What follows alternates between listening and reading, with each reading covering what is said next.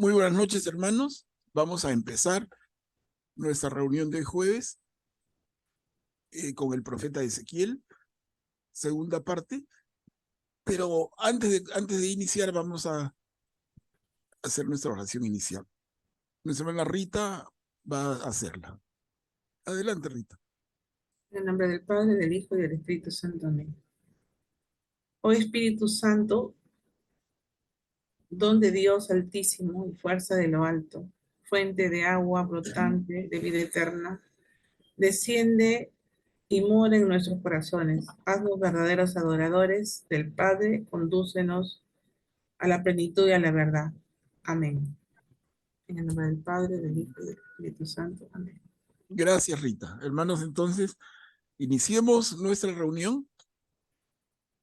Como recordamos el jueves pasado, empezamos con el estudio del profeta Ezequiel, el profeta de la esperanza, y hoy día vamos a continuarlo y concluirlo de todas maneras.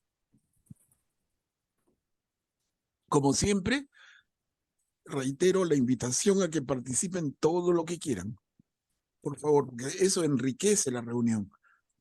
No se trata de que uno hable y los demás escuchen. No, acá es un diálogo el que se quiere promover siempre. Bueno, ¿qué habíamos visto acerca del profeta Ezequiel? Acá he resumido en esta sola diapositiva idea central.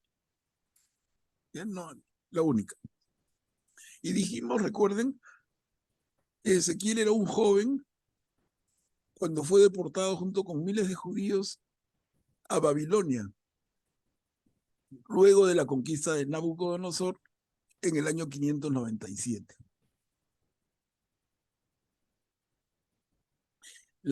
El momento histórico ya lo hemos visto y conversado y repetido. Sobre eso vuelvo a preguntarles, ¿alguna duda, hermanos? ¿No? Babilonia, imperio,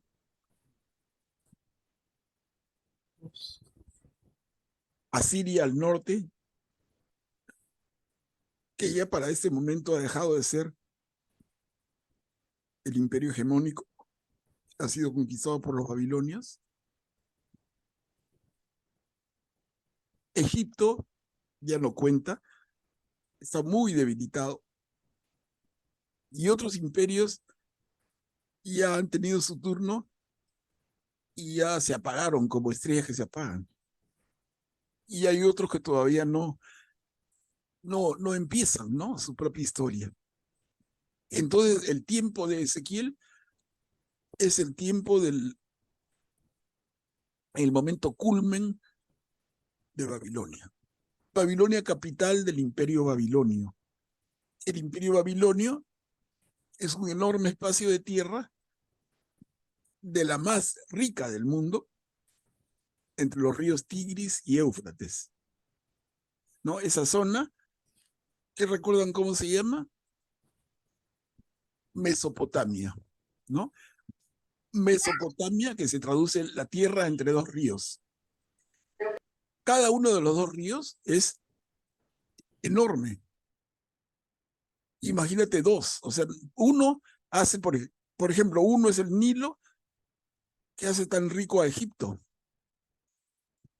Imagínense la Mesopotamia, no con uno, con dos.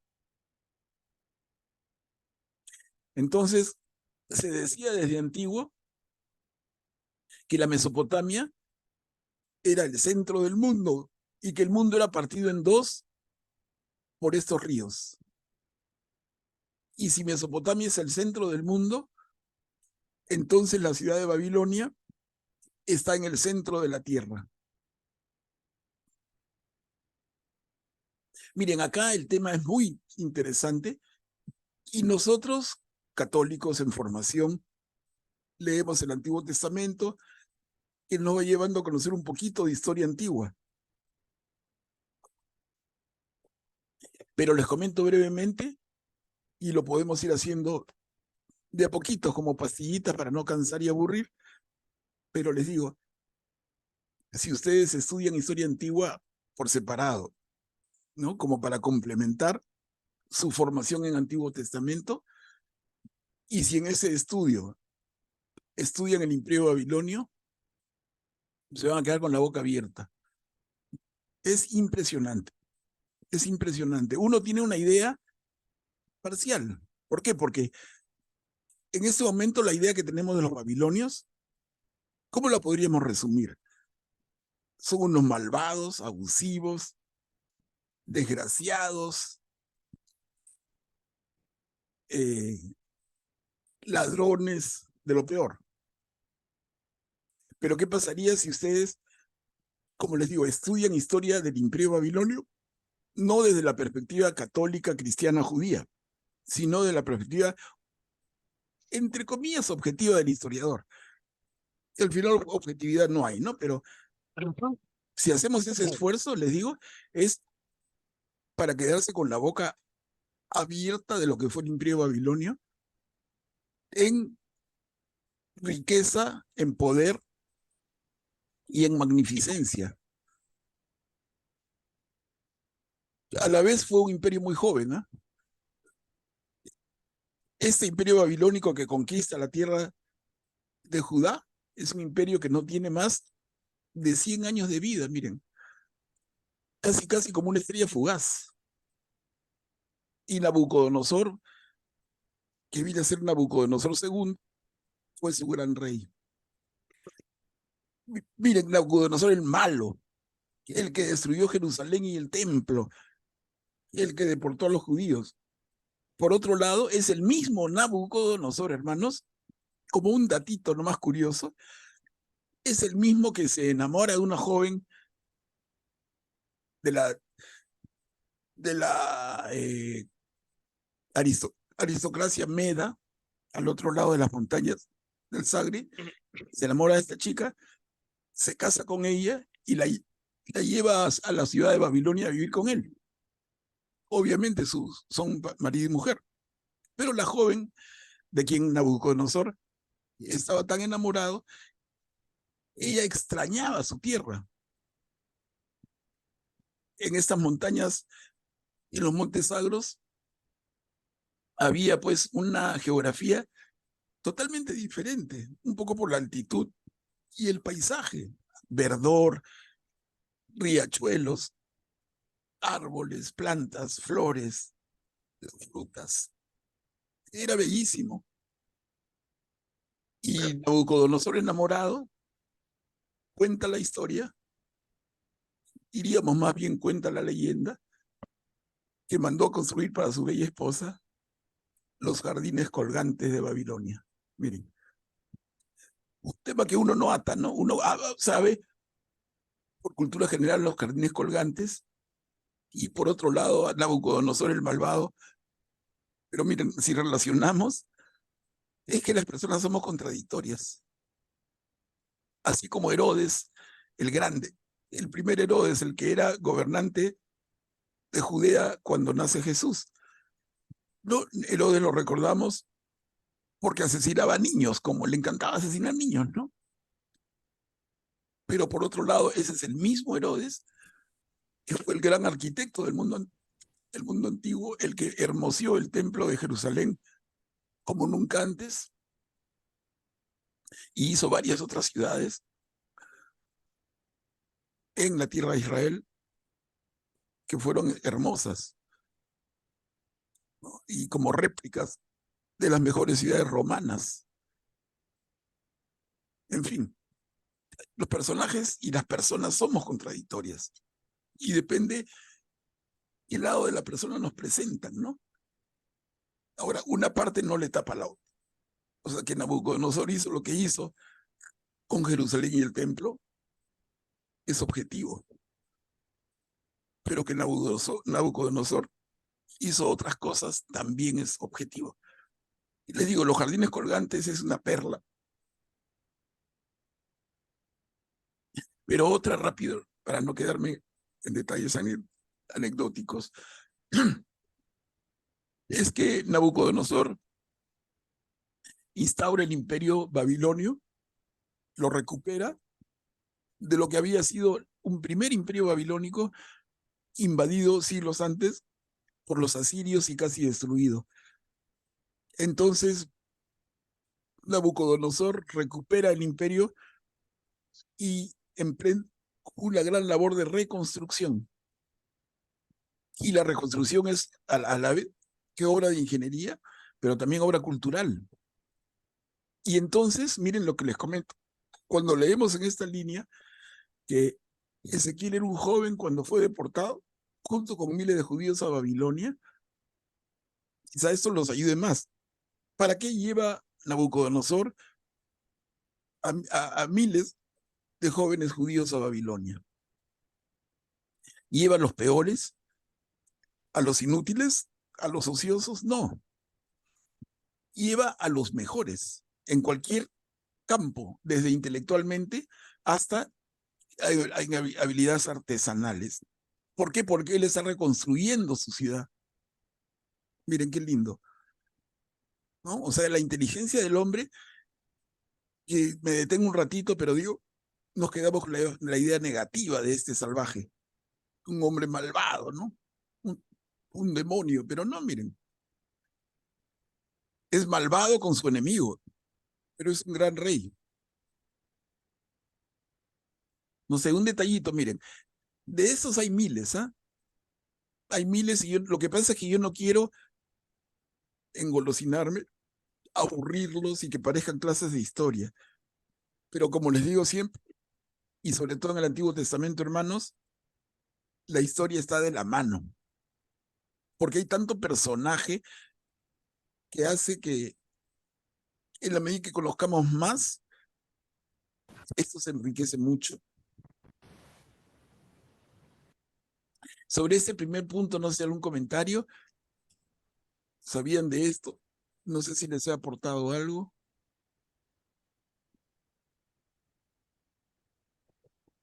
Miren, una perla más, ya última por hoy.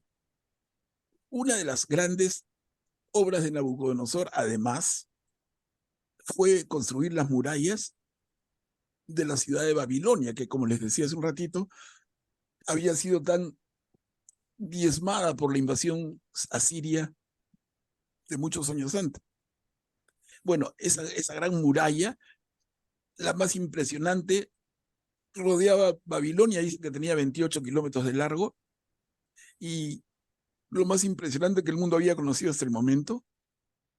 Y Nabucodonosor manda construir una puerta para entrar a la ciudad a través de la alta muralla, una puerta. Y esa puerta, si quieren tomar nota, y les digo, busquen, curioseen en el YouTube, en el Internet, se llama la puerta de Ishtar, I-S-H-T-A-R, la puerta de Ishtar. Quien ha tenido la suerte de visitar la ciudad de Berlín, yo levanto la mano porque una gracia de Dios estuve ahí hace años, no muchos. En la ciudad de Berlín es una ciudad muy interesante. Hay una zona que se llama la Isla de los Museos. Y uno de los museos, el que más me impresionó, es el Museo de Pérgamo. Y el Museo de Pérgamo, hermanos, tiene una sola exhibición. Adivinarán, la puerta de Ishtar. Alguien pensará, ¿es una réplica? No, hermanos.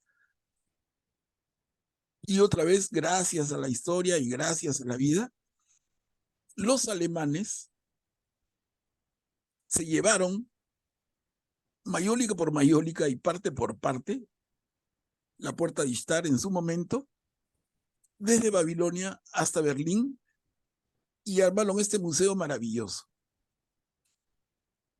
¿Qué hubiera sucedido si los alemanes no hacían esto? Eso estaría destruido. Con todas las guerras que han habido en esta zona, recordemos que la Gran Babilonia es ahora Irak, con K, ¿no? Irak. Entonces, con todas las guerras, no solamente extranjeras contra Irak, sino dentro del propio Irak, grupos fanáticos que hacen y deshacen, han destruido un montón del testimonio histórico. Mucho, porque además lo aborrecían. porque algunos son islámicos recalcitrantes. Y el templo de Ishtar, la diosa, no tenía nada que ver con el Islam posterior. Entonces, eso ha sido sujeto a mucha destrucción. Gracias, como les digo, los alemanes llevan el templo, la puerta de Ishtar, la puerta de Babilonia, se la llevan desarmada en pedacitos y la arman en Berlín, y hoy por hoy es una gran atracción para el turista. Un regalo, miren para quién, ¿no? Es un regalo para la propia historia de Irak, para la historia de los judíos, pero para la historia del mundo y la cultura del mundo.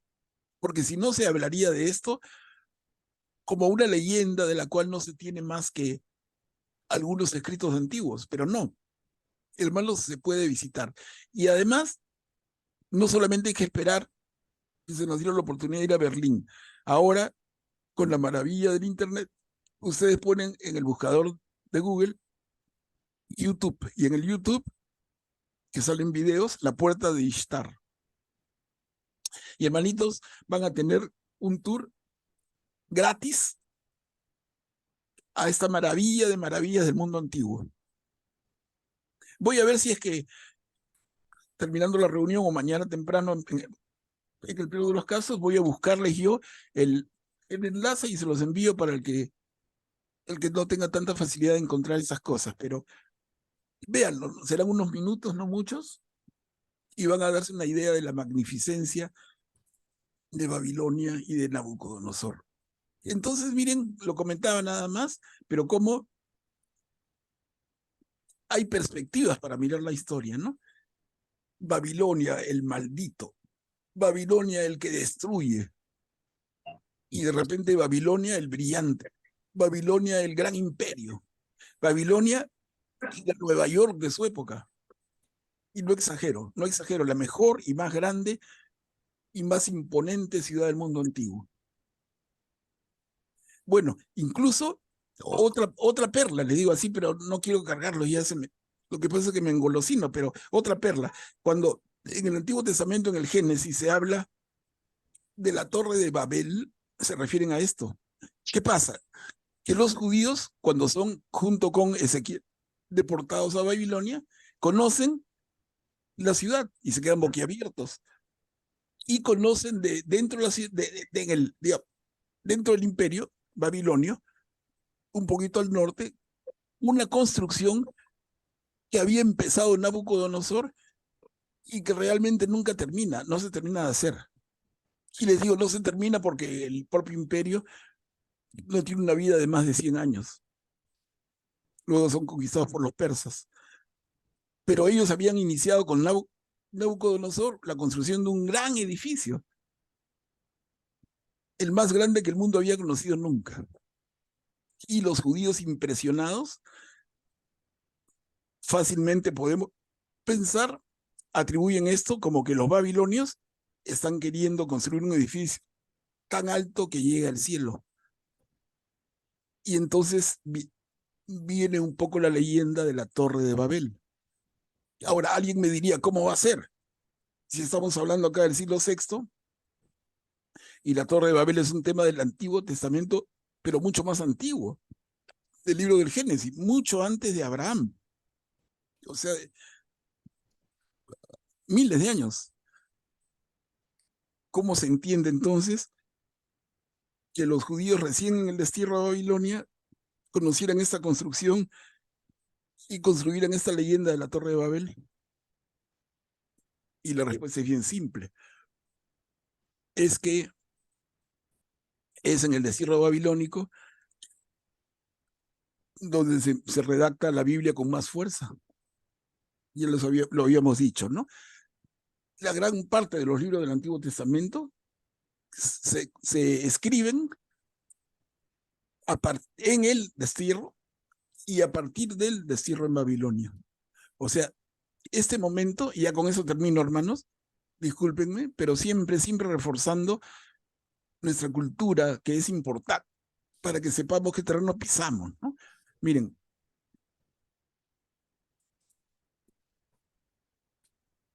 Los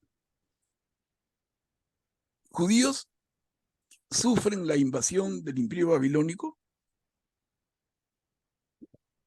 y habíamos dicho ya recuerdo varias veces, pero también en la sesión pasada, que ese acontecimiento es el más doloroso en toda la historia del pueblo de Israel.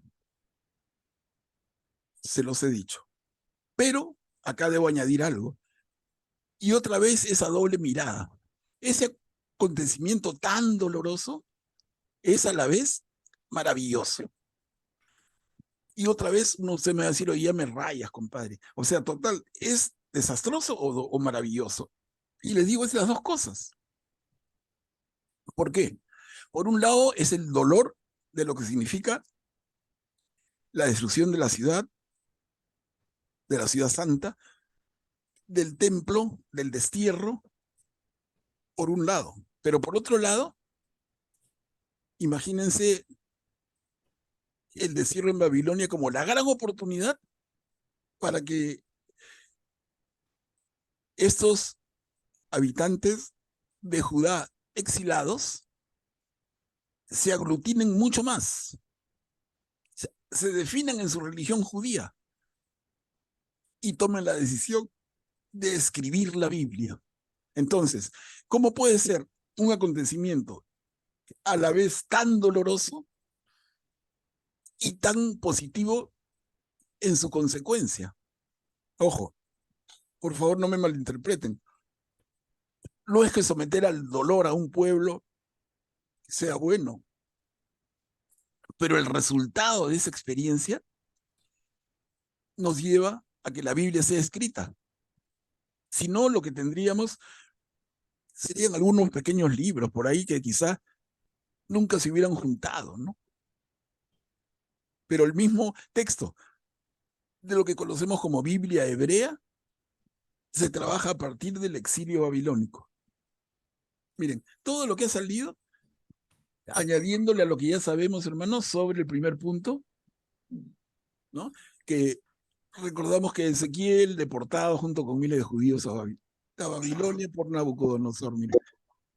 Espero no haberlos mareado, pero disculpen, yo digo de cuando en cuando un poquito de añadido, como de cultura, y les voy a pasar, no me voy a olvidar, el enlace para que vean el testimonio en vivo, en video, de una visita guiada a la puerta de Ishtar en Berlín.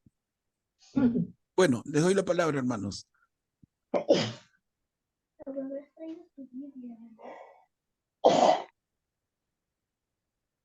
Buenas noches.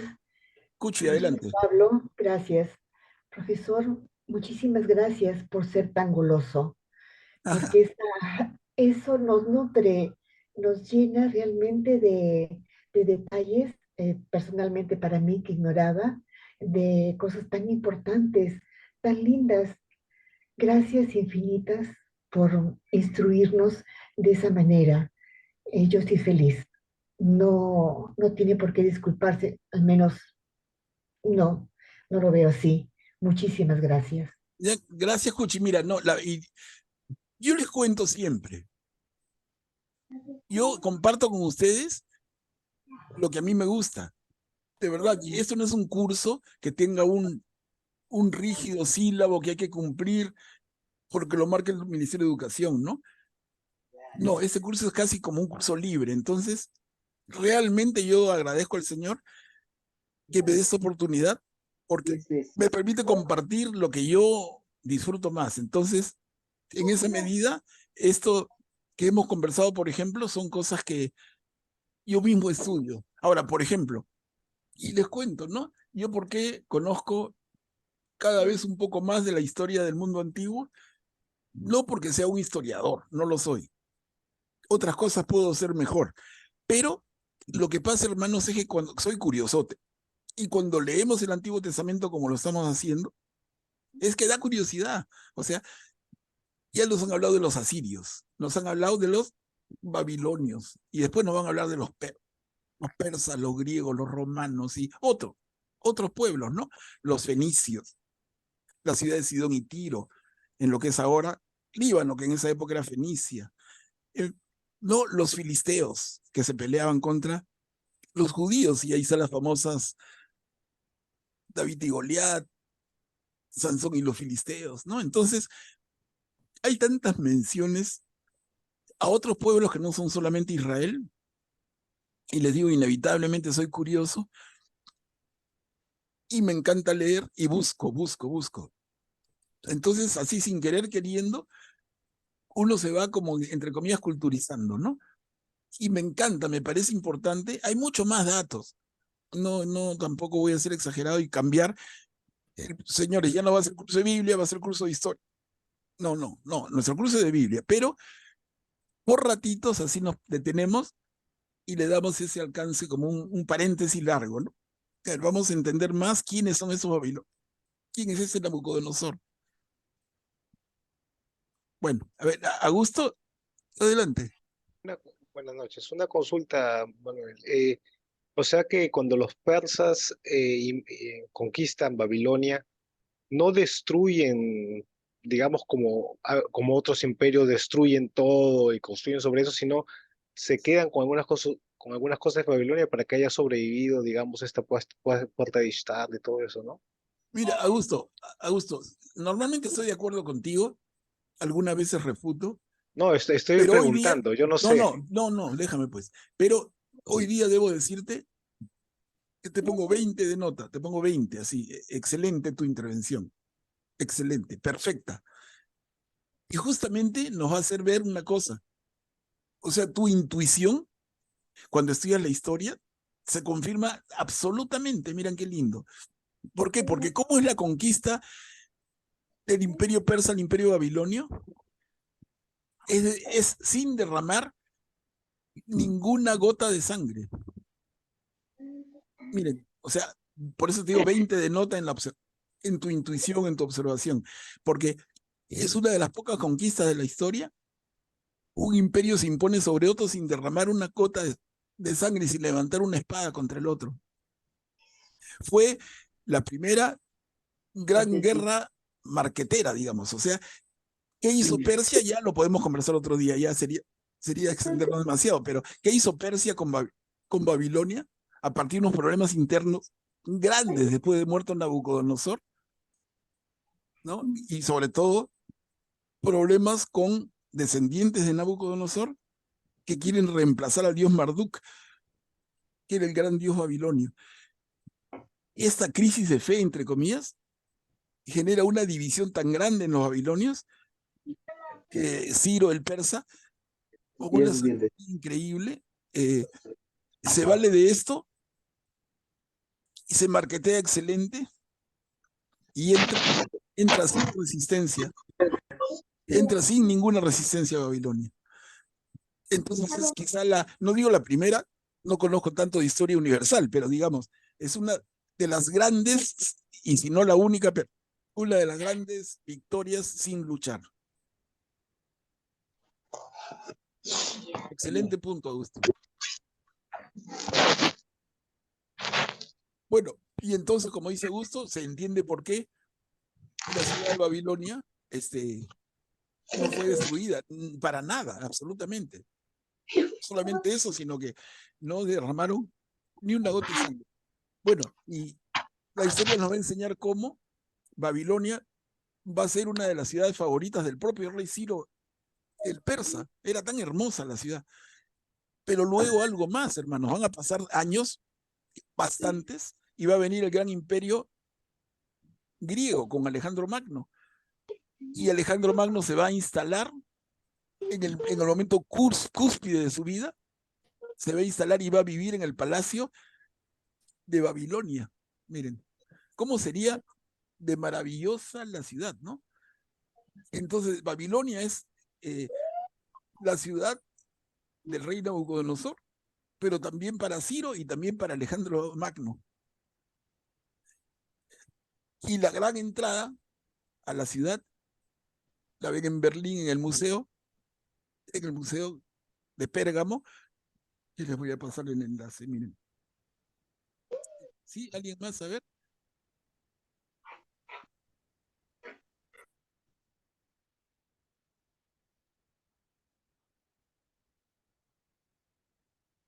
alguien se ha rayado. Sí, porque podría ser aquí alguien me dice, ¿sabes qué? Vamos a leer el texto y no te entretengas, ¿no? Pero Bueno, el Pablo. adelante, Guillermo. Tú dices que el museo de Berlín se llama Pérgamo. No, el Museo de Pérgamo en Berlín, hay varios. Berlín es una maravilla de ciudad, una cultura que sale por las orejas, pero uno de los varios museos en la isla de los museos es Pérgamo. Pérgamo, sí. El Sí, nombre Pérgamo es italiano. claro, también tiene su historia, claro. Todo tiene historia, o sea, de verdad que empezamos, no terminamos nunca, ¿no? Pero sí, Ya. Yo quería mencionarte el tema de cuando tú hablabas de la contradicción del pueblo judío, que su peor momento es el destierro babilónico, y sin embargo es el momento en el que ese pueblo decide escribir su historia religiosa. Yo creo que eso es posible, primero porque es el pueblo elegido por Dios Padre, ¿no? Entonces, el ser el pueblo elegido hace que ellos tengan una profunda religiosidad, sí, correcto.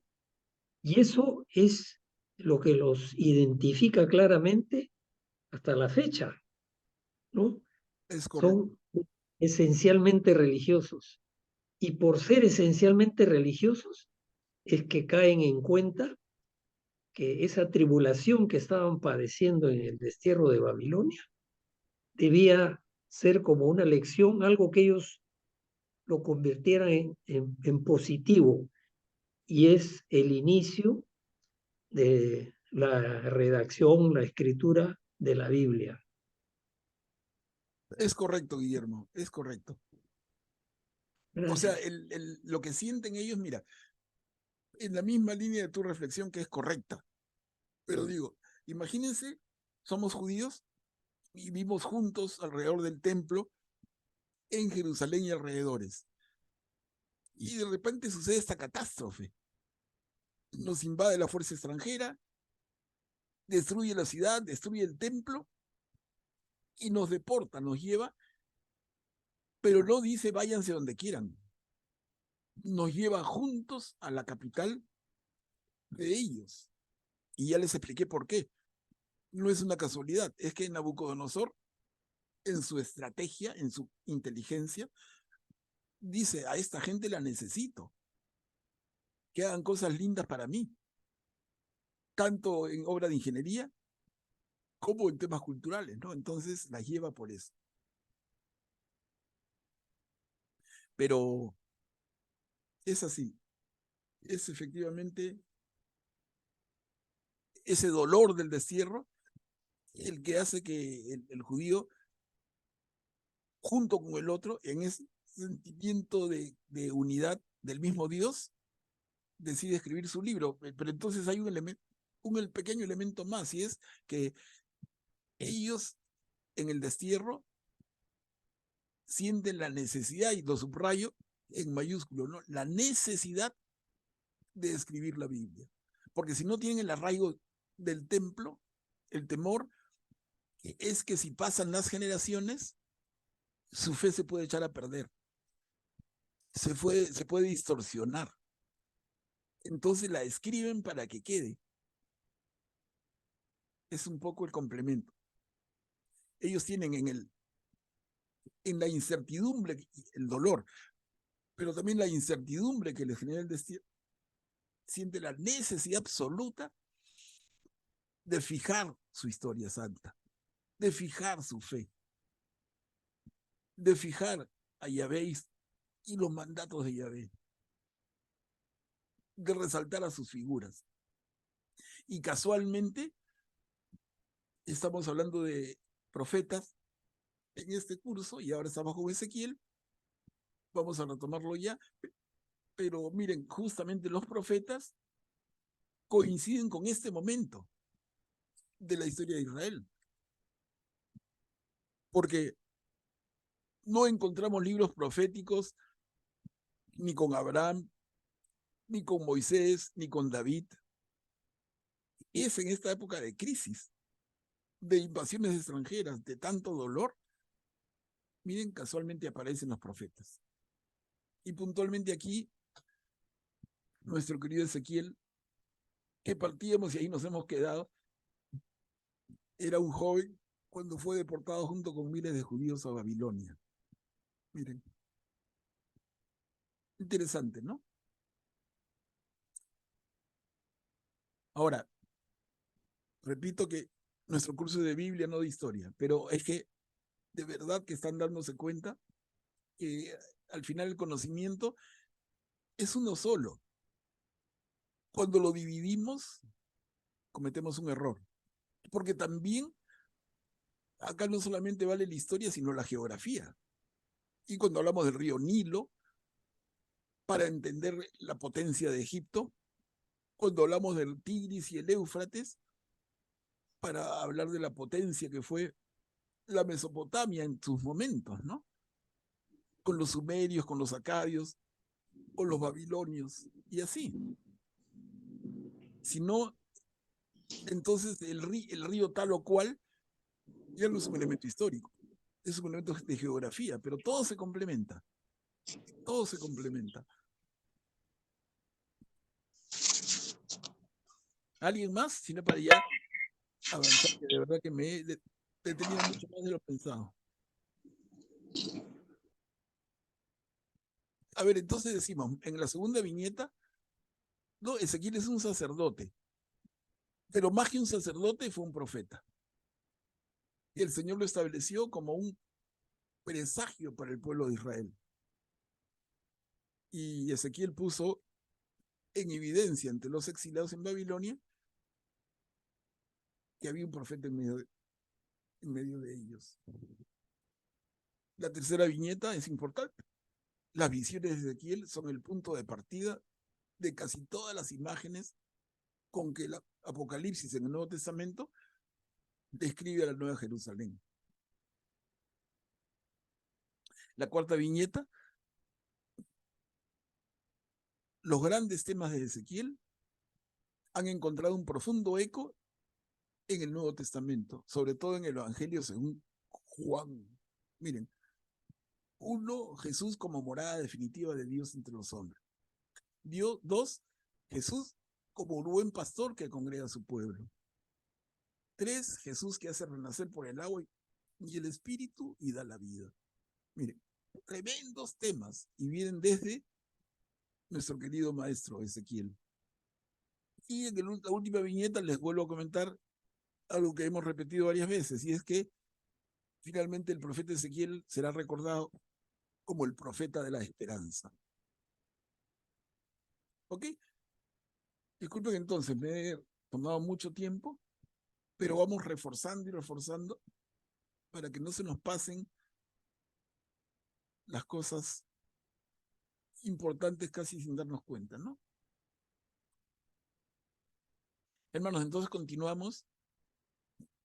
Nos quedamos aquí, en el capítulo 36 de Ezequiel, y miren ese subtítulo: les daré un corazón nuevo. Desde ahí nomás, yo digo, hermanos, ya no leo nada, ¿no?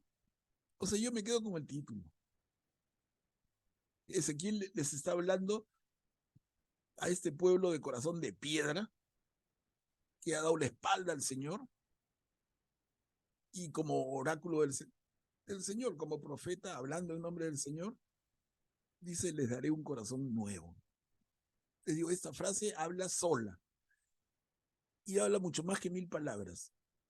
Pero igual hagamos el esfuerzo de leer esta perícopa. A ver quién nos ayuda.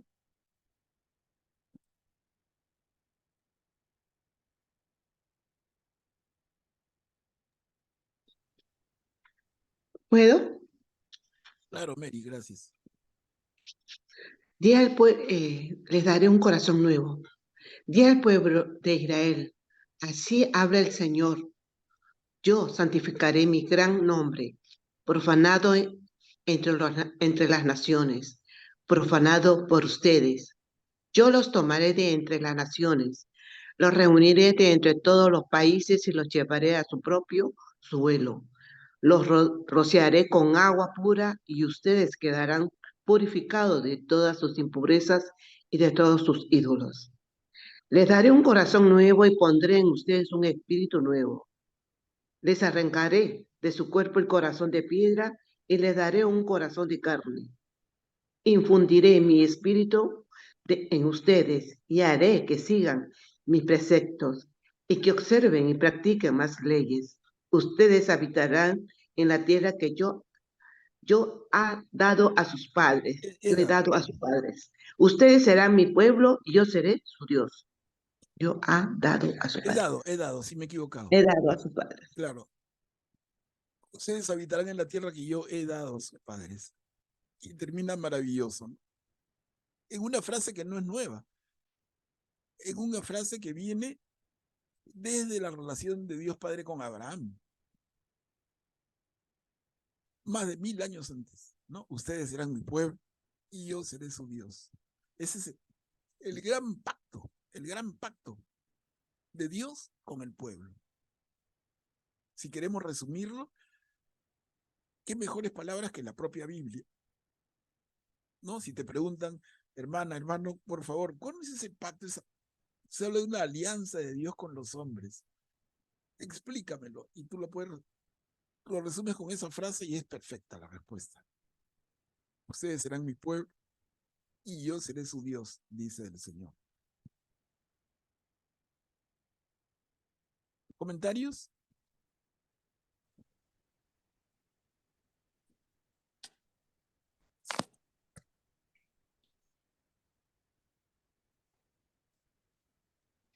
Manuel Pablo, Sí. todas estas frases, buenas noches, estas frases de consolación, ¿no? De Ezequiel son absolutamente necesarias, ¿no?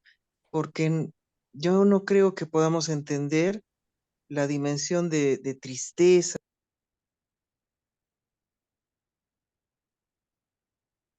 Perdón, Diana, si ha ido la voz. Mm, Ahí está, ahí que está. sí, Sí. que no creo que nosotros podamos entender la desolación que ha sentido este pueblo al saber que Jerusalén estaba destruido y que el templo también lo estaba. Y cómo Ezequiel le dan, antes les hablaba de destrucción, del castigo, todo, pero esa consolación que les da, pues es increíble, ¿no? Por eso tú decías en la introducción que él era un profeta de la consolación también, ¿no? Cuando he leído la parte en donde compara a Israel con una prostituta, es absolutamente devastador, me han hecho. Es cómo les habla tan fuerte, ¿no? Pero acá tiene unas palabras tan tiernas, tan dulces y tanta esperanza, que eso es lo que quería transmitir Dios a ese pueblo que estaba alejado y que primero que la gloria de Dios no estaba en el templo ya, sino que podía ir en este carro que al comienzo fue el de la visión de Ezequiel, se trasladaba a Babilonia, donde estaban ellos, Exacto. y donde un sitio que era pagano, ¿no? Pero Dios está en donde está su pueblo, y ya no mora en ese templo que antes hasta ellos lo idolatraban el templo, pero no estaban viendo que la gloria de Dios era lo más importante, ¿no? Eso es lo que a mí me ha gustado de esas palabras. Bien, Diana. Muchas gracias por el aporte y excelente, ¿no? Totalmente de acuerdo.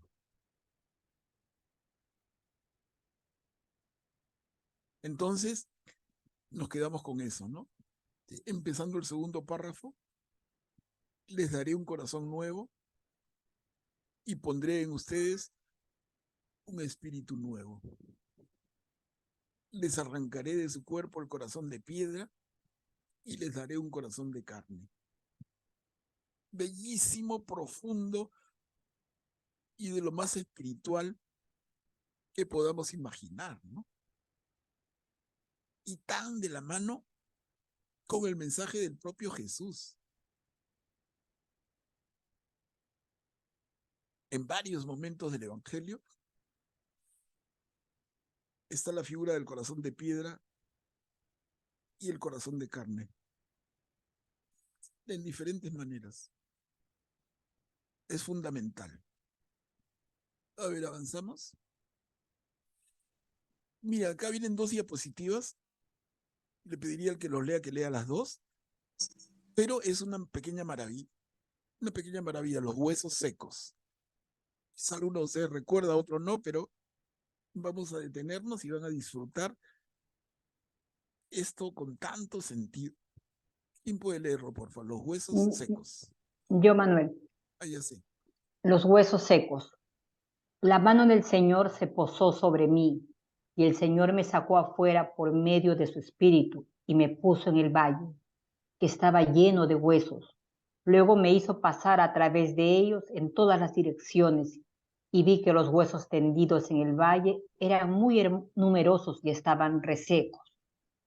El Señor me dijo: Hijo de hombre, ¿podrán revivir estos huesos?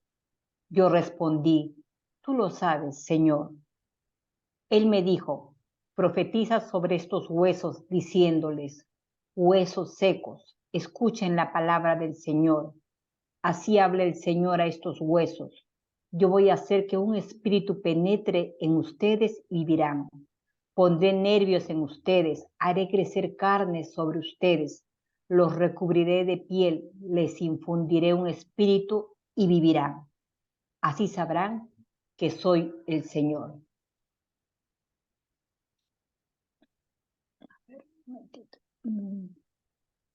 Yo profeticé como se me había ordenado, y mientras profetizaba y el Espíritu penetró en ellos, así revivieron y se incorporaron sobre sus pies.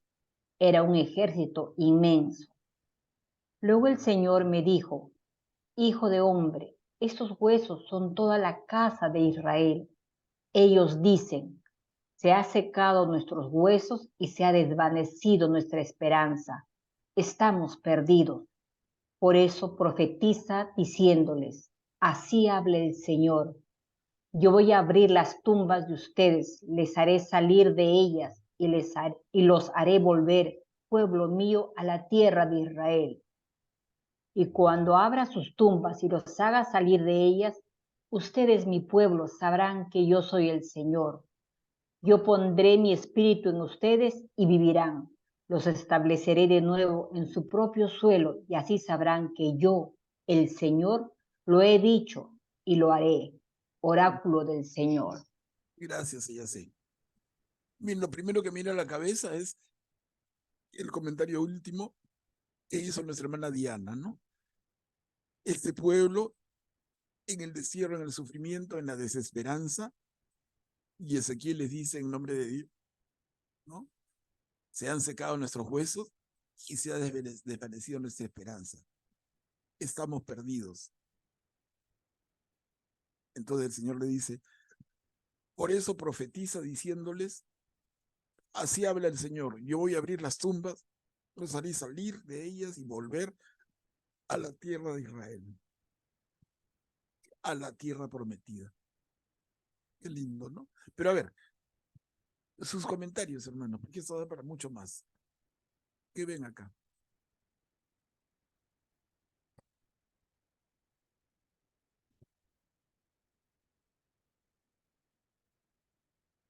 ¿Cómo va a tomar nuestra iglesia, siglos después,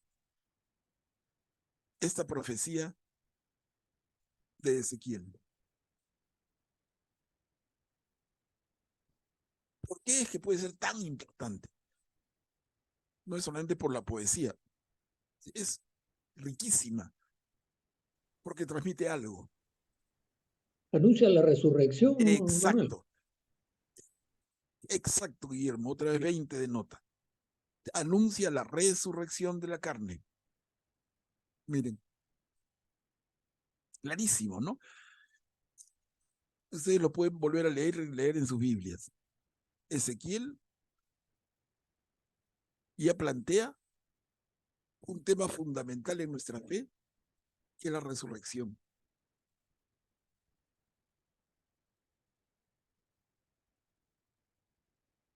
Hermoso, ¿no?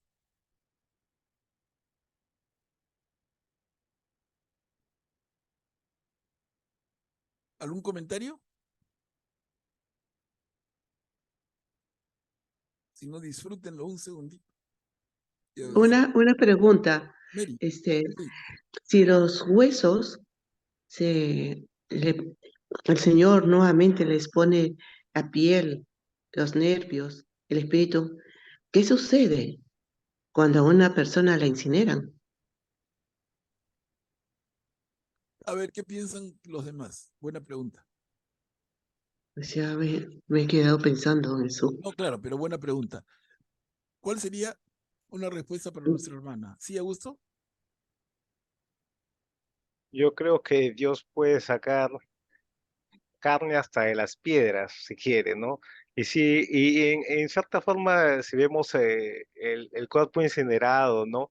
Tendrá otra forma, pero la energía, ¿no? Como dice, no se pierde, sino se cambia de forma, ¿no? O sea, Dios sí, podría juntar todos los fragmentos que hay así hayan volado miles de kilómetros y estos reacomodarlos y no sé, en una forma milagrosa, hacer que aparezcan huesos, luego los tendones, como explico, si aparecen tendones de donde no hay y aparece sangre de donde no hay, ¿cómo no va a aparecer un hueso de donde no hay?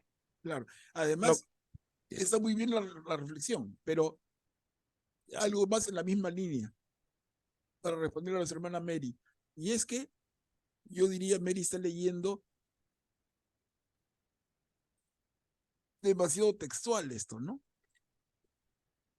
¿Estamos? Pero un ratito, me olvidé de conectar el cable. Un segundo.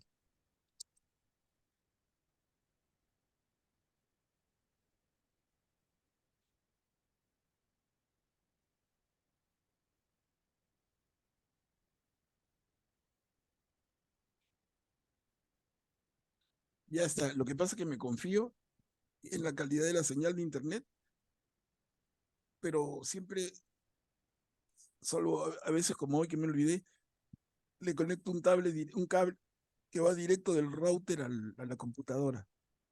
Y así consigo estabilizar la señal y que mi voz no se entrecorte y no intento eso. Pero bueno, entonces yo diría, nuestra hermana Mary hace un buen comentario importante que nos debe ayudar a todos, pero me parece que parte de una lectura muy literal del texto, porque si no hay huesos, pero si leemos más atrás del tema, más que como el proceso de que los huesos, luego, ¿no? Dice acá, de los huesos pasamos a nervios y crece carne y lo recubro de piel y les infundo espíritu, ¿no? Lo que está detrás de eso es el concepto mismo de la resurrección. Sí, gracias, hermanito. Muy No, bonito. gracias a ti, Mary, gracias. Son buenas preguntas y de verdad que si no las hacen más de uno, se acaba con la misma duda y mañana la duda vuelve a salir y no tiene respuesta, pero excelente. Excelente que seamos expertos y siempre en confianza. Estamos entre hermanos. Aquí nadie pone nota al otro. Aquí somos hermanos que seguimos a Jesús y que queremos fortalecer nuestra fe. Y eso es todo lo que nos mueve a sacrificar nuestro tiempo y a estar aquí con paciencia, con mucha tolerancia, con mucho amor, ¿no? Muy bien. Gracias. ¿Alguien más?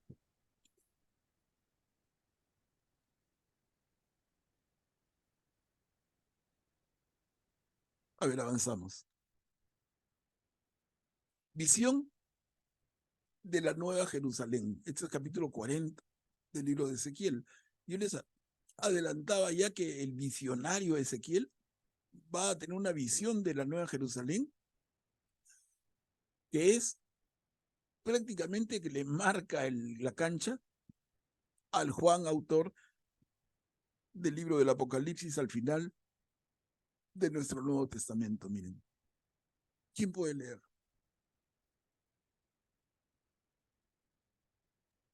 Yo leo. Gracias, Julia. el año 25º de nuestro exilio, al comienzo del año, el 10º día del mes, es decir, 14 años después de la destrucción de la ciudad, ese mismo día la mano del Señor descendió sobre mí y Él me llevó allá. En una visión divina me llevó a la tierra de Israel y me posó sobre una montaña muy alta, sobre la que había algo así como las construcciones de una ciudad al sur. Él me llevó hasta allí y yo vi a un hombre que por su aspecto parecía de bronce, con una cuerda de lino y una vara de medir en la mano. Estaba de pie en el pórtico. El hombre me dijo: Hijo de hombre, mira bien, escucha cuidadosamente y presta atención a todo lo que te voy a mostrar, porque has sido traído aquí para que yo te muestre todo esto. Comunica luego al pueblo de Israel todo lo que vas a ver. Bien, gracias, Julia. Miren, hermanos, acá el texto sigue. Obviamente yo he cortado, son versículos del 1 al 4, pero ustedes siguen leyendo el capítulo 40 de Ezequiel y van a ver lo que sigue. Y es ese detalle de la Nueva Jerusalén, que el libro del Apocalipsis nos va a presentar como la Jerusalén celestial. Es una visión de Ezequiel, luego es una visión de Juan, el autor inspirado del libro del Apocalipsis. Ahora, yo quisiera un poquito regresar al primer párrafo, miren. Ahí hay algo que podría, si lo leen tranquilos, decir acá ya me perdí, ¿no? A ver. O de repente no. Dice el año 25 de nuestro exilio. Al comienzo del año, el 10º día del mes, es decir, 14 años después de la destrucción de la ciudad. Y ahí yo me detengo. Total, ¿cómo es? Ezequiel dice, yo soy 25 años exilado. Y hoy hacen 14 años de la destrucción de la ciudad de Jerusalén. Ahí hay un problema de números, de fechas, de error. ¿Qué pasó? ¿Qué pisó?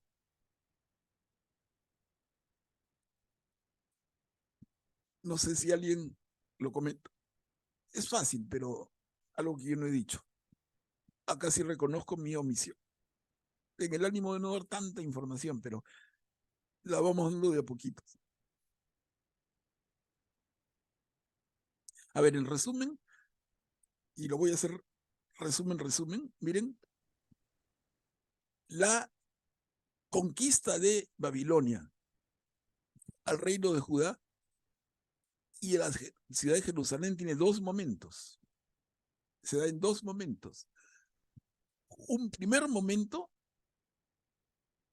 el rey Nabucodonosor y sus tropas llegan a los muros de la ciudad, ¿no? Y el rey el rey de Judea acepta su derrota, el rey Joaquín, y es llevado cautivo a Babilonia con una primera ola de deportados, entre los cuales está Ezequiel. Entonces, digamos que en el proceso de conquista del reino de Babilonia a Judea, hay una primera etapa en la cual Judea se rinde. Y Nabucodonosor establece lo que se usaba en esa época, era muy frecuente. O sea, era raro el imperio que en una guerra ganaba a otro o conquistaba una ciudad y la destruía. Era bien raro. Lo normal era que le fijaran un tributo. Entonces, tú, imperio tal o ciudad tal, pasas a ser vasallo mío y me vas a pagar un tributo anual. Estamos, entonces, yo no soy libre, estoy sometido, y a cambio de mi sometimiento no es que me corten la cabeza, no es que me destruyan, y que mis propiedades, no, tan brutos no eran, ¿no? Entonces es, ok, tú te sometes, aceptas mi autoridad, aceptas mis reglas y te comprometes a pagar un tributo muy exigente que yo te voy a poner.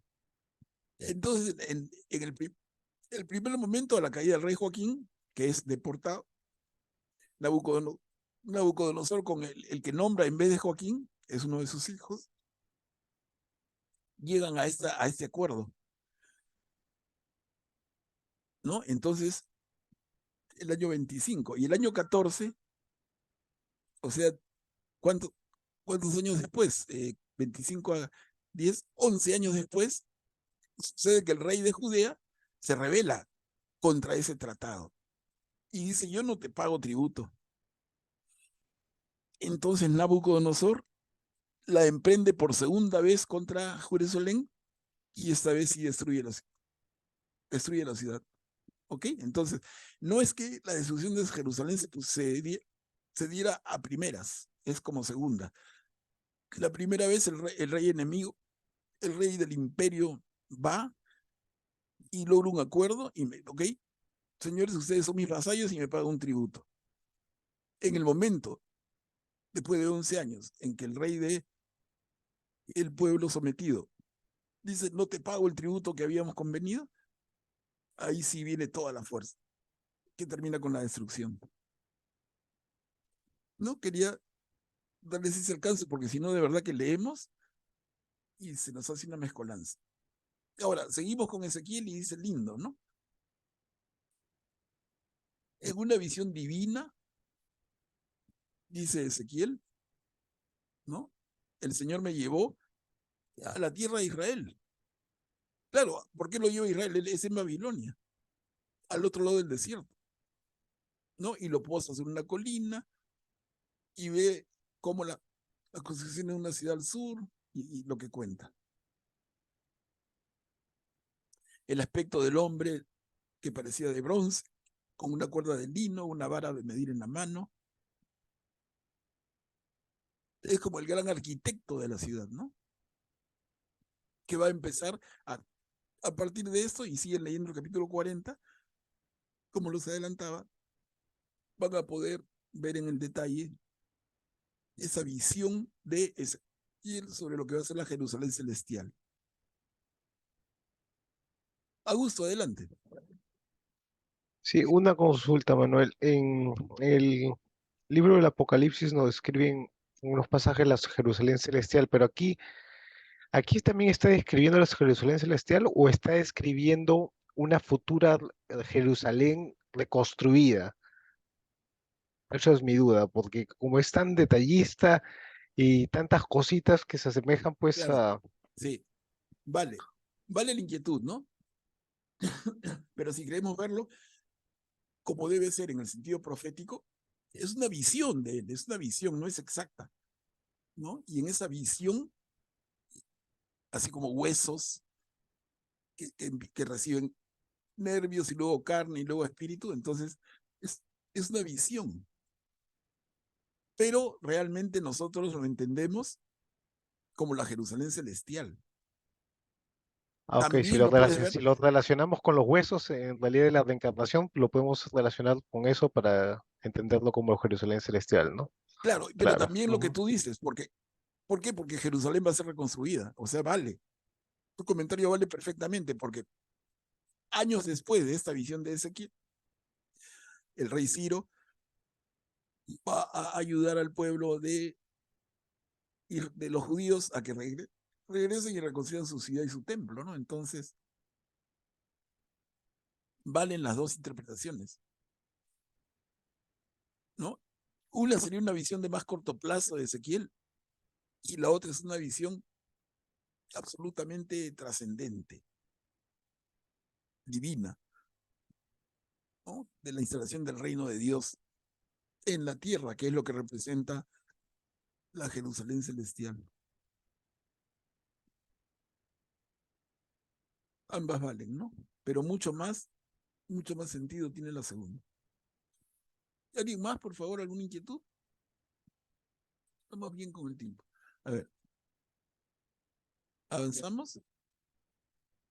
La visión de un nuevo templo. Acabamos de ver la visión de la nueva Jerusalén, ahora el nuevo templo. Capítulo 47, y también aquí he tomado una parte, pero pueden leer más. ¿Quién puede leer?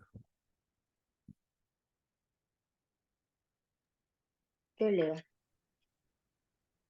El hombre me hizo volver a la entrada de la casa y vi que salía agua por debajo del umbral de la casa, en dirección al oriente, porque la fachada de la casa miraba hacia el oriente. El agua descendía por debajo del costado derecho de la casa, al sur del altar. Luego me sacó por el camino de la puerta septentrional y me hizo dar la vuelta por un camino exterior, hasta la puerta exterior que miraba hacia el oriente. Allí vi que el agua fluía por el costado derecho. Cuando el hombre salió hacia el este, tenía una cuerda en la mano. Midió 500 metros y me hizo caminar a través del agua, que me llegó a los tobillos. Midió otros 500 metros y me hizo caminar a través del agua, que me llegó a las rodillas. Midió otros 500 metros y me hizo caminar a través del agua, que me llegó a la cintura. Luego midió otros 500 metros y ya era un torrente que no pude atravesar, porque el agua había crecido. Era un agua donde había que nadar, un torrente intransitable. Gracias, Carmela.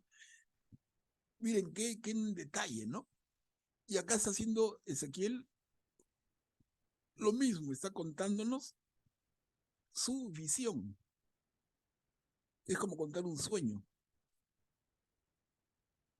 Y lo podemos seguir leyendo en este capítulo 47.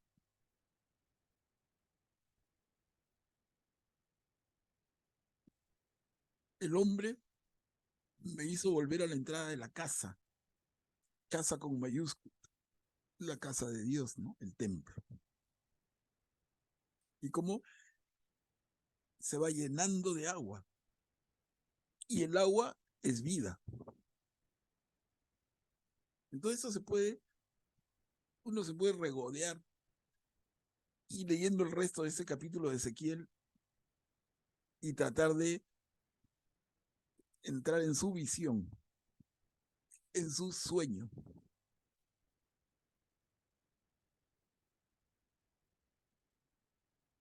Avanzamos. Miren, nueva vida a orillas del torrente.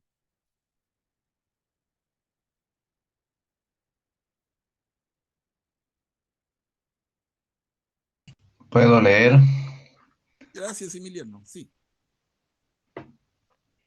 El hombre me dijo, ¿has visto, hijo de hombre?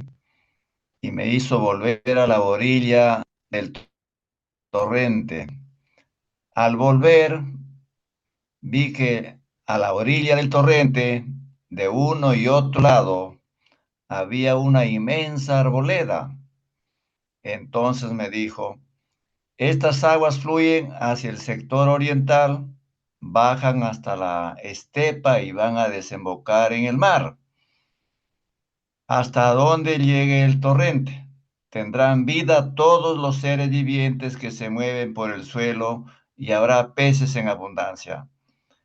Porque cuando esta agua llegue hasta el mar, sus aguas quedarán saneadas y habrá vida en todas partes donde llegue el torrente. Allí habrá tantas clases de peces como en el mar grande, y serán muy numerosos. Pero sus charcos y sus lagunas no serán saneados, sino que quedarán como salinas al borde del torrente. Sobre sus dos orillas crecerán árboles frutales de todas las especies. No se marchitarán sus hojas ni se agotarán sus frutos, y todos los meses producirán nuevos frutos, porque el agua sale del santuario. Sus frutos servirán de alimento y sus hojas de remedio. Gracias, Emiliano. Miren, hermanos, lo que ha leído Emiliano, ¿no? A la mitad del párrafo de la perícopa dice: allí habrá tantas clases de peces como en el mar grande. Una pregunta sencillita. ¿Qué cosa es el mar grande? ¿Es una figura o es algo concreto? Es el El mar océano. Mediterráneo. ¿Perdón? ¿Perdón? El océano. El Yo leí océano. que era el mar Mediterráneo, Es el perdón. mar, sí, hermana, es el mar Mediterráneo. El mar Mediterráneo, antiguamente, era conocido con este nombre, el mar grande. El mar Mediterráneo, que existe desde que el mundo es el que es, ¿no? Y cuyas costas tienen ciudades de Europa, Asia y África de la mayor importancia. El mar, el mar Mediterráneo, que fue el primer gran canal y los grandes caminos de comunicación del mundo. Hasta hoy, bueno, hoy tenemos incluso paseos de alto lujo en el mar Mediterráneo. Por ejemplo, tú tomas un avión a Atenas, Grecia, y de ahí tomas cruceros por el mar Egeo. El mar Egeo te pasea por las islas griegas y llegas a mirar las costas de Éfeso, donde vivió la mismísima Virgen María. Eso es mar Mediterráneo, por ejemplo. Ese gran mar. Entonces, el mar Mediterráneo es conocido en la antigüedad como Mar Grande. Ahora, otra referencia geográfica acá, porque estamos con un Ezequiel deportado en Babilonia. Y miren en su visión cómo habla de unas aguas, de un torrente que fluye, baja a la estepa y desemboca en el mar. Entonces, es facilísimo, conociendo un poquitito de la geografía de Babilonia, de la antigua Babilonia, ¿no? O Mesopotamia o Irak, es facilísimo entender cómo esas aguas que bajan y que desembocan en el mar son las aguas del río Éufrates. Y más allácito, más al oriente, el río Tigris, que son los que forman la Mesopotamia. Y los dos bajan, mirando el mapa plano, los dos bajan de norte a sur. Miren, a diferencia del río Nilo, el río Nilo está en el vecino Egipto, corre de sur a norte, ¿no? El río Éufrates y el Tigris corren de norte a sur. Pero entonces la descripción en la visión de Ezequiel coincide perfectamente con los ríos Éufrates y Tigris, más seguro Éufrates, que está más a occidente, y pegadititito a Babilonia. Y entonces hablar de ese río y vida en todas partes, donde llegue el torrente. Claro que tiene componente de visión y de inspiración, claro. Pero también, hermanos, es lo que se ve en esa tierra tan rica. Le digo, esa tierra que fue considerada por siglos el centro del mundo. Esa tierra donde se dice, ¿no? Si el jardín del Edén existió, fue en la Mesopotamia. Hasta ese punto. Tierra riquísima, importantísima. El centro del mundo. Y en esa tierra, en la Mesopotamia, muchos siglos antes de los babilonios, vieron nacer la civilización en la historia humana. No fueron los babilonios, pero en la misma tierra, los sumerios. Entonces, si rápidamente recordar, en esas tierras de Mesopotamia están los sumerios, tiempo después los acadios, tiempo después los babilonios, luego los asirios, luego los babilonios nuevamente. Una tierra muy, muy importante para el ser humano. Y en particular, viendo la perspectiva católica nuestra, para, como hemos visto hace un rato, para la redacción de la Biblia. De ahí hay un montón de figuras que inspiran a los autores inspirados. Ahora, igual, la visión, ¿no? El agua sale del santuario,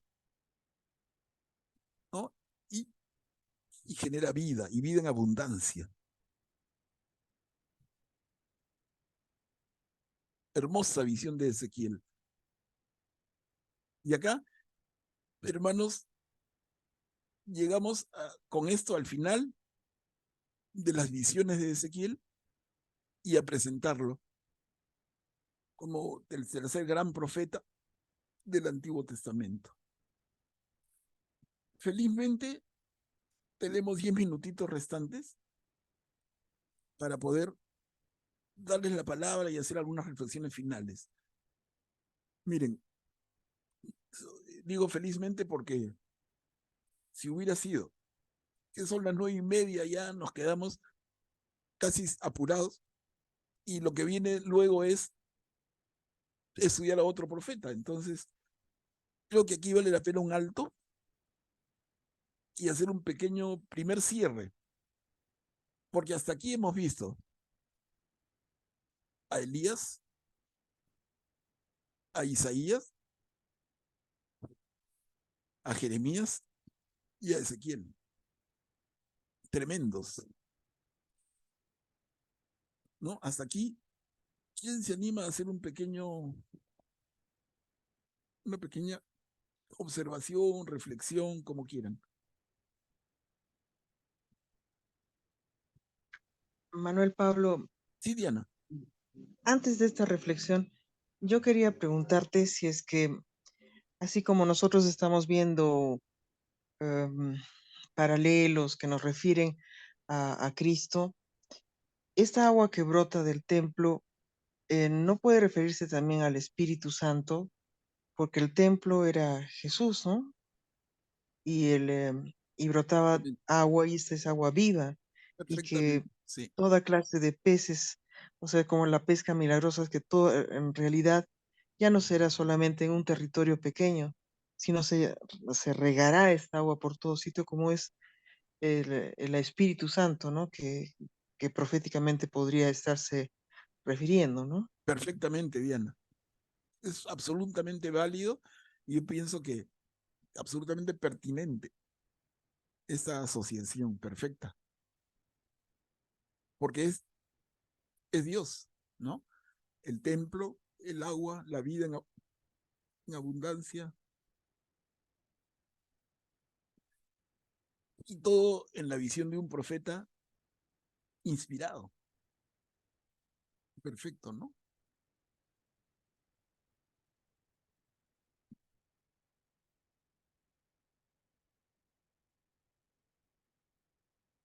Les digo, hermanos, entonces hasta aquí, a ver, les decía, hemos visto de Elías un poquito. Elías no escribió nada directamente, pero hemos leído de él en el libro de Reyes, al final del primer libro de Reyes. Luego, hemos visto el largo libro de Isaías, el casi tan largo libro de Jeremías, este largo, pero no tan largo, libro de Ezequiel.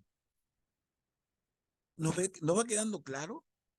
Mi pregunta, de verdad, para que piensen y si no, se detengan a reflexionar. Hermanos, hasta aquí, ¿tienes clara la diferencia entre uno y otro? Porque hay mucho en común, definitivamente. Son profetas. Son profetas del único Dios verdadero. pero podemos percibir particularidades, podemos percibir diferencias, estilos, o no, o se nos hace una mezcolanza. Para mí, yo me sentiría súper dichoso si es que, tomándome el trabajito de ser profe, entre comillas, ¿no? De que ustedes pudieran tener un poco la sensibilidad y decir, puedo reconocer la individualidad del profeta Isaías o la de Jeremías con la de Ezequiel. Se parecen, pero cada uno tiene su pequeño tono, su pequeño detalle. Son diferentes.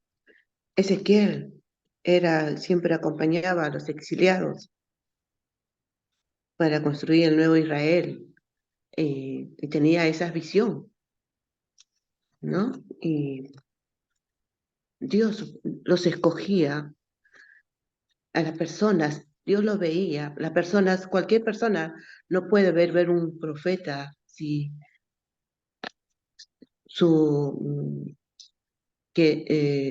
lo que lograba hacer, o sea, sus visiones.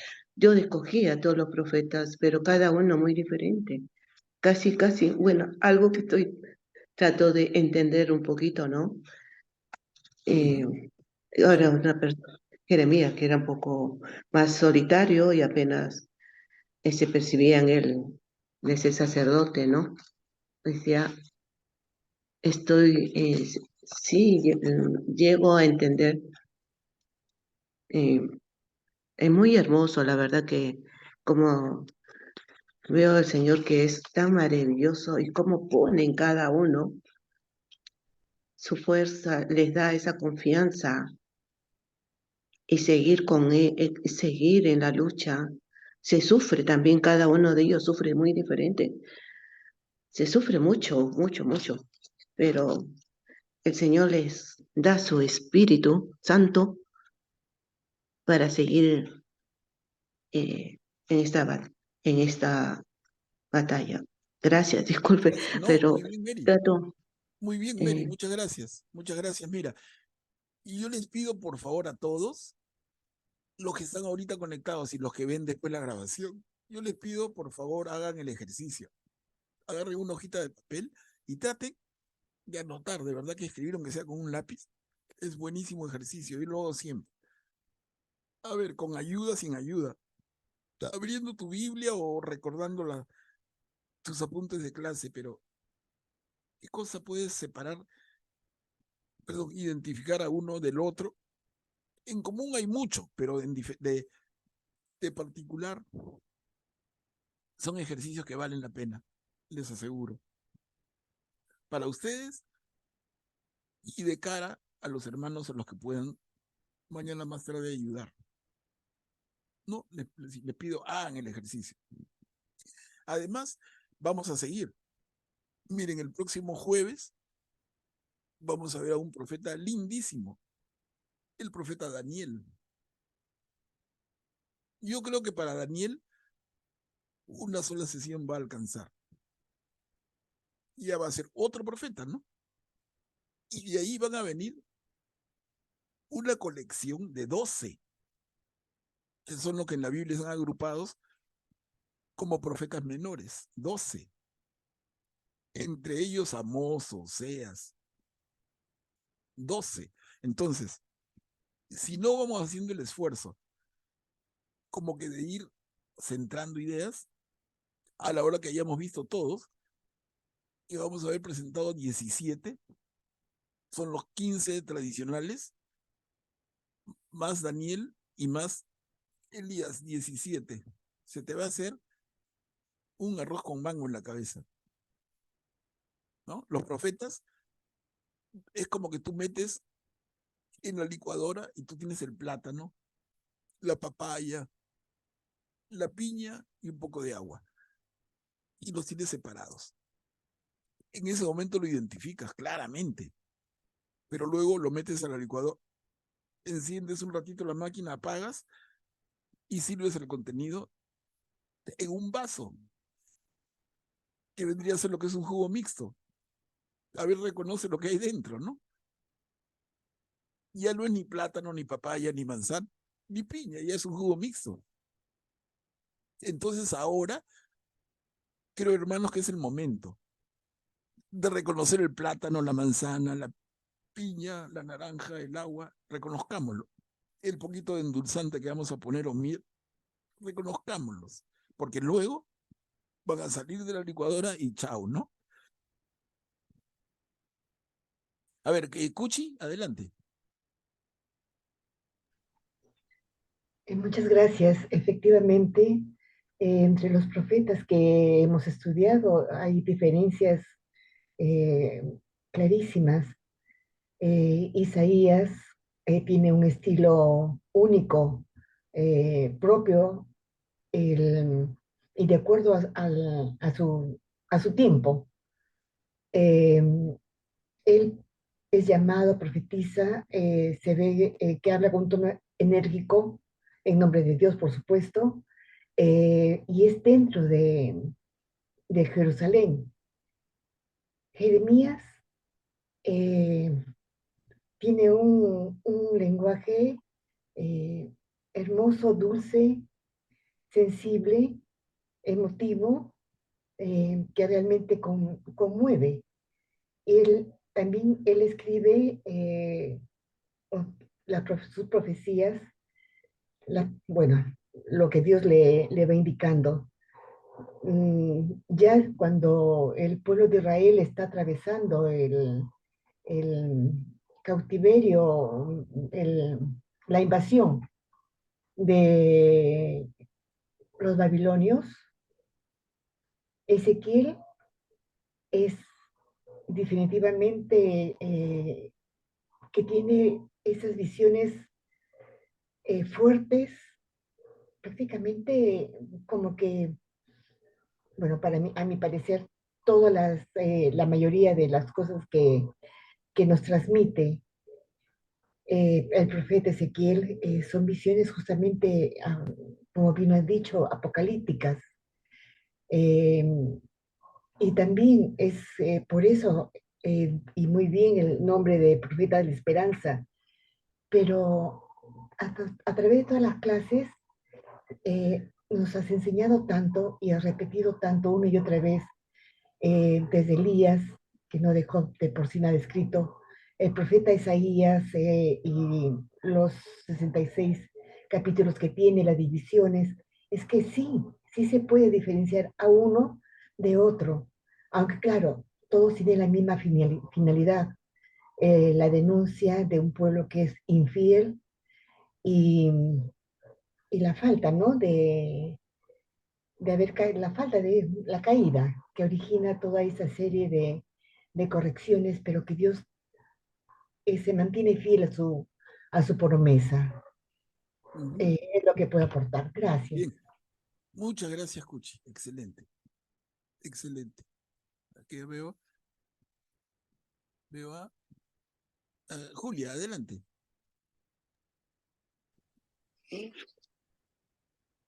A ver, bueno, recordar a Isaías, siempre tenemos presente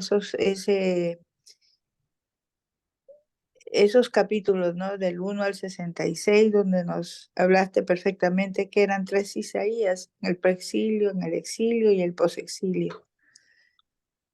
Es uno de los profetas grandes del Antiguo Testamento y es como es sorprendente, nos enseña la importancia de experimentar dentro de nosotros un encuentro auténtico con Dios, ¿no? Con nuestro Señor.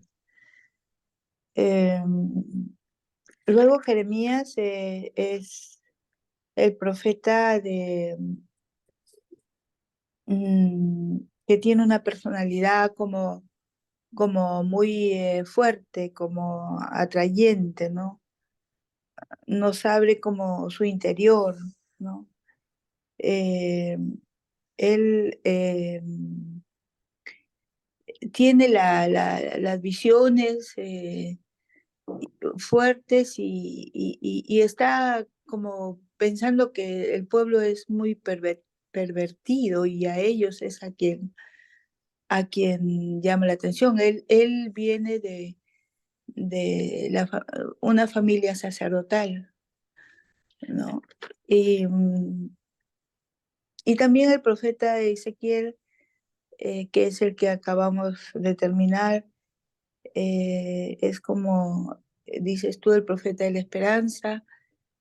Él fue exiliado y padeció mucho ese exilio, ¿no? Pero igual daba mucha fuerza y fortaleza a todos los que iban con él.